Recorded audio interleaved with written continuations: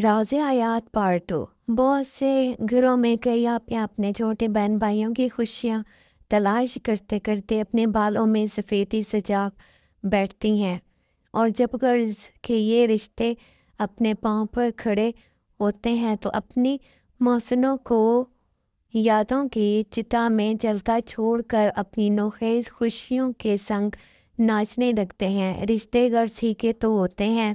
हयात कम गो थी, लेकिन आज तो मानो बात करना भूल ही गई थी। वो बार बार अपनी अम्मा की तरफ देख रही थी, लेकिन वो अपनी ही दुनिया में मगन थी। इस वक्त भी यही सोच रही थी कि हयात का रिश्ता कहीं अमीर घराने में हो जाए तो इनके तो ख़त्म हो जाए। इंसान को खबर है कि दौलत और सच्ची खुशी हमेशा एक दूजे के मतजाद कर रहे हैं। हयात अपनी माँ से मुखातिब थी, अम्मा मेरी बात सुने। इसकी माँ ने हैरानगी से इसे देखा और कह रही थी, अम्मा आज अमीर साहब ने इसकी ज़ुबान इसका साथ नहीं दे रही थी। इसकी माँ इसकी तरफ सवालिया नज़रों से देख रही थी। हयात ने कुछ सोचा और फिर बोली, अम्मा वो मुझसे शादी करना चाहते हैं। पहले तो अम्मा को यकीन ना आया कि हयात क्या कह रही हैं। जब इसने इसके अल्फाज पर गौर किया तो इसका चेहरा खुशी से खिल उठा।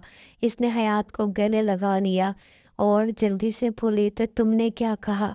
अम्मा इन्होंने तुमसे मशवरा करने के लिए कहा है। हयात की अम्मा को और क्या चाहिए था। कहने लगी, हयात मेरी धी तू मेरी तरफ से कहना कि हमारे घर आके बात कर लें। इससे अच्छा रिश्ता हमें कहाँ मिलेगा। अमारत भी कभी गुर्बत की सहेली बनी है। हयात ने अपने मफलूज बाप की तरफ देखा। इसकी कुव्वत समात अभी ख़त्म नहीं हुई थी। इसके होंठ कँप-कँपाए और वो कुछ कहना चाहता था लेकिन बोल नहीं सकता था। एक आंसू इसकी कँप-कँपाती आँख से निकला और इसके बेबसी का मातम करने लगा। हयात ने अपने छोटे बहन भाइयों को देखा और अपना सिर झुका दिया। अमीर अली बड़ी बेसब्री के साथ ऑफिस में हयात का इंतज़ार कर रहा था। जो ही वो फैक्ट्री में दाखिल हुआ, अमीर अली ने इसे दफ्तर में बुला लिया। आज हयात के नसीबों का फैसला था, लेकिन क्या नसीब इंसान लिख सकता है?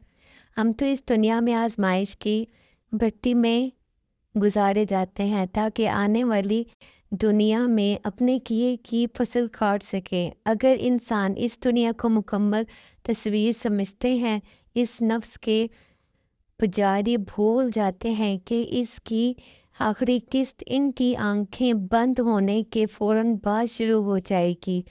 इनकी आंखें बंद होते ही इनकी अनदेखी आंखें खोल दी जाएंगी और फिर इनका किया धरा इनकी तरफ पलट दिया जाएगा। अमीर अली हयात को देखे जा रहा था, जो आंखें झुकाए बैठी थी। अमीर अली ने इससे पूछा, हयात तुमने अपनी माँ से मशवरा किया? क्या वो राज़ी हैं? हयात ने आहिस्ता से कहा कि अम्मा आपसे खुद बात करना चाहती हैं। अमीर अली इसकी अम्मा की कमज़ोरी से वाकिफ़ था। वो इस मैदान का पुराना खिलाड़ी था। इसने अपने मोहरे बहुत अयारी से सजाए थे। वो बोला, हयात आज मुझे ज़िंदगी की सच्ची खुशी मिली। आओ हम दोनों इसे इकट्ठे मनाते हैं। चलो कहीं बाहर खाना खाते हैं। आखिर तुम मेरी होने वाली दुल्हन हो। मेरी मोहब्बत नहीं, मुझे इतना तो हक दो कि मैं अपनी सच्ची मोहब्बत का इजहार कर सकूं। मोहब्बत का कोई रिश्ता नहीं होता, बल्कि रिश्तों में मोहब्बत होती है। जो मोहब्बत रिश्ते के बगैर होती है वो मोहब्बत का लाशा होती है, जिसे हम हवस कहते हैं। कितनी मासूम अजमतें इस लाशे की भेंट चढ़ा दी जाती हैं, कोई नहीं जानता। हयात अमीर अली की मीठी बातों में खोई। आखिर वो भी एक लड़की ही तो थी। अमीर अली उठ खड़ा हुआ और हयात के लिए ऑफिस का दरवाज़ा खोल दिया। जब वो इसे लेकर वर्कर्स में से गुजरा तो इनमें से अक्सर के दिल खामोश एहतजाज करने लगे। अमीर की मंजिल इसका मखसूस होटल था। इसने जब अपनी गाड़ी होटल के डाइनिंग हॉल के पोर्च में खड़ी की तो एक गार्ड ने आगे बढ़कर गाड़ी का दरवाज़ा खोल दिया। जहाँ हयात बैठी ख्वाबों में खोई थी, पागल आंखों वाली लड़की नहीं जानती थी इसको अपने ख्वाबों की किरचियाँ इन्हीं आंखों से चुनना पड़ेंगी। अमीर अली ने पुरतकल्लुफ़ खाने का एहतमाम किया था। इसका ख़ास बेड़ा इनकी खिदमत पर मामूर था। अमीर अली ने इसे आंखों से कुछ कहा और इसे एक सब्ज़ नोट थमा दिया। एक और पाकीज़ा रूह अनजाने में हवस की जंजीरों में जकड़ गई थी। अमीर अली ने वेटर को इशारा किया, वो चाय ले आया। इसने मखसूस कप हयात के सामने रखा जिसमें नींद की दवाई मिलाई गई थी। चाय पीने के बाद अमीर अली ने हयात का जायज़ा लिया। इसकी आंखें नींद से बोझल थी लेकिन वो अभी तक अपने हवास में थी। वो नींद पर गलबा पाने की कोशिश कर रही थी। अमीर अली बोला, हयात, रास्ते में हमारा फार्म हाउस है ना, आज वो भी देख के जाएंगे, आखिर वो तुम्हारा भी तो है। हयात ने सर हिला दिया। दवा इसकी कुव्वत फैसला को मुतासिर कर चुकी थी। वो गाड़ी में रवाना हो गए। आसमान काले बादलों से ढका हुआ था, किसी भी वक्त बारिश शुरू हो सकती थी। आखिरकार वो फार्म हाउस पहुंचे। अमीर अली ने हयात को फार्म हाउस की सैर करवाई। हयात का जहन इसका साथ नहीं दे रहा था।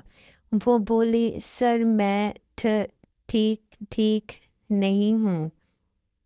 इस तरह से वो लड़खड़ाती हुई बोली, मुझे घर छोड़ आए। तेज़ बारिश शुरू हो चुकी थी। अमीर अली ने हयात को थामा जो चकरा कर गिरने ही वाली थी। वो इसे कहने लगा, हयात अभी तुम आराम कर लो, इतने में बारिश भी थम जाएगी, फिर तुम्हें घर छोड़ आऊँगा। हयात बेड पर लेटते ही गहरी नींद सो गई। अमीर अली इंतज़ार में था। इसके चेहरे पर शैतानी मुस्कुराहट आ गई। इसने हयात को आवाज़ दी। इसके चेहरे पर तपकी दी। वो अपने नसीब की तरह बेनाज हो चुकी थी। राजा गिद्ध ने अपने खून आलूद पंजे खोले और मासूम फाख्ता के जिस्म में गाड़ दिए। आसमान रो रहा था। बरसात के दिन थे। फिजा घुटन आलूद थी। हयात की आंख खुली तो इसे लगा कि इसने कोई डरावना ख्वाब देखा है। इसका जिस्म टूट रहा था। अभी तक वो समझ नहीं पाई थी कि इसके साथ हुआ क्या है। गिद्ध ने कोई नुमाया जख्म नहीं छोड़ा था, लेकिन हयात अब आहिस्ता आहिस्ता अपने हवास में आ रही थी। वो चीखने लगी, मुझे घर जाना है, मुझे घर जाना है। अमीर अली ने इसे सहारा देने की कोशिश की लेकिन हयात ने इसका हाथ झटक दिया। वो खुश्क आंखों से रो रही थी।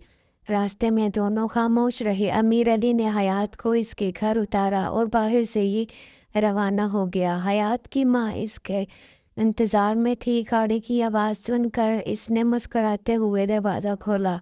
हयात को देखते ही इसकी मुस्कुराहट गायब हो गई। इसने हयात को थाम लिया क्योंकि वो बुरी तरह लड़खड़ा रही थी। इसका जिस्म तप रहा था और वो शायद बेबसी से कांप रही थी। इसकी आंखें अभी तक खुश्क थी। कोई नहीं था जो इसके आंसुओं को मोती समझकर अपने दामन में सजा लेता। इसके बाप की पथरीली आंखें भी इसे देखकर भीग गई थी, लेकिन हयात अब भी नहीं रो पा रही थी। कुछ सोचकर इसकी छोटी बहन आगे बढ़ी और हयात से चिमट गई। इसके बाकी बहन भाई भी अब हयात के करीब आ गए थे। वो सब मिलकर हयात के अनजाने जख्म पर मरहम लगना चाह रहे थे। हयात ने इन सबको अपने बाजों के हिसार में ले लिया, जैसे वो इन्हें ज़माने की हवाओं से बचाना चाह रही हो। इसकी आंखें अभी तक खुश्क थी लेकिन इसके आंसू इसके दिल पर गिर रहे थे। जैसे ही माँ ने हयात से पूछा कि क्या हुआ है तो वो फट पड़ी। इसके मुंह से लावा उबलने लगा। हुआ क्या है? काश मैं जानती होती कि क्या होना है। मैं अपने कदम कभी बाहर ना निकालती। तूने कभी बताया मर्दों में जाने से खतरा होता है अम्मा? नहीं नहीं, तू मेरी माँ नहीं हो सकती। मेरी कोई माँ नहीं है, मेरी कोई माँ नहीं है, मेरी कोई माँ नहीं है। हयात अपनी आवाज़ खो बैठी थी। इसके बहन भाइयों ने मिलकर इसे पलंग पर लुटा दिया, जिसकी एक तरफ इस का मफलूज बाप भी पड़ा था।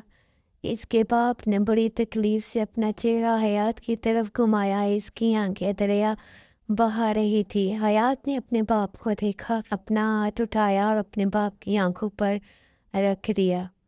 ایک بیٹی اپنی وجہ سے اپنے باپ کو روتا نہیں دیکھ سکتی۔